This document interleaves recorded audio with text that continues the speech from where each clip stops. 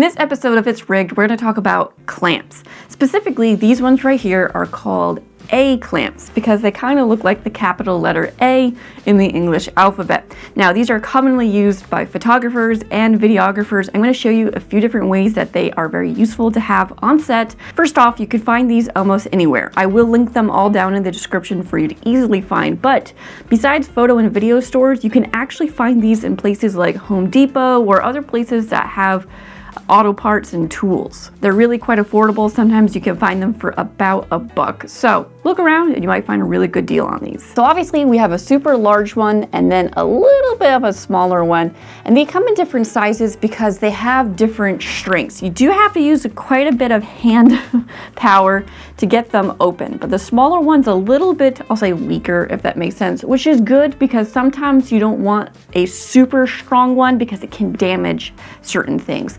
All right, so we've just mounted a light and we have this hefty control box that we also need to be at a very specific distance on this light stand. And even if it wasn't a light stand, maybe it was a Varipole or something else, these large A clamps can actually get around the poles very nicely. It's got a pretty wide grip.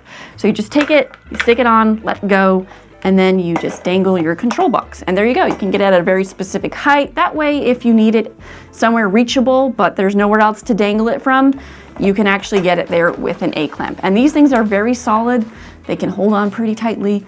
I trust it with a few pounds, let's put it that way. These smaller A clamps are definitely not wide enough to get around a large pole, but they are wide enough to get around a smaller light stand, something that you get off of Amazon.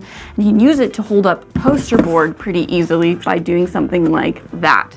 And that way you can use it as blocking, or if this was white, you can use it as a bounce board. So it's a really quick and dirty way to just get something up and ready to go. A lot of folks have headphones, but they don't have headphone holders. So these big A clamps work great. You can just squeeze them right onto the side of your desk and then boom, you got yourself a nice headphone holder, I guess. I've done that plenty of times because I'm cheap and I just didn't want to buy a $20 headphone holder, which does the exact same thing. Another thing these small A clamps are great for are taking a shower curtain and these small light stands from Amazon and making a diffusion source, a large one at that. Super cheap. I made a whole video on it for under $40 and I used these A clamps to get it done. So check out that video afterwards because that is an awesome way to get some really good soft light. But aside from that, there is another clamp that is commonly talked about in the video world. These are called C47 clamps, or they're just clothespins basically. And of course, you know, you can paint them up if you wanted to. Obviously you can leave them plain. Videographers and photographers use the C47 over something like the A clamp because they're not as strong, but they can hold up gel in front of a light or other small light tasks that you don't want to damage anything with. And that's why there's so many different size clamps. You got the large ones, you got the small ones, there's even smaller ones than these. You got C47 clamps because they come in different sizes and strengths depending on how you might use them, because you don't want to damage your gels, your soft boxes, or whatever it is that you're clamping something onto. You don't want to cause a lot of damage, obviously, and so that's why they come in different applications. I do want to show you a little trick that's very specific to the large A clamp. If you pull the rubber off, which is super easy, you'll see that there's a little hole, which actually is the perfect size for a 1/4-20 cold shoe mount.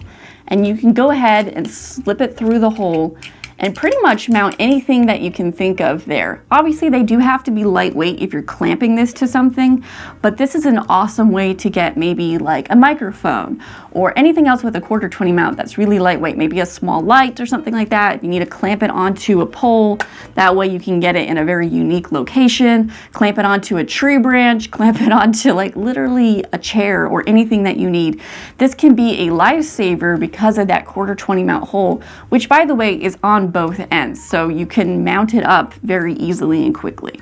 All you're going to need to mount up is some cold shoe mount pieces, which sometimes they come with other things that you've purchased, or you can find these things. I'll link them down in the description so that if you're looking to do this unique setup, you can go ahead and do that. I will say though, there is a weight limit to this, just depending on what you're going to do. So I did try already to mount a bunch of different things on here. Like I said, it's better for lightweight things, maybe a small pocket light or a microphone.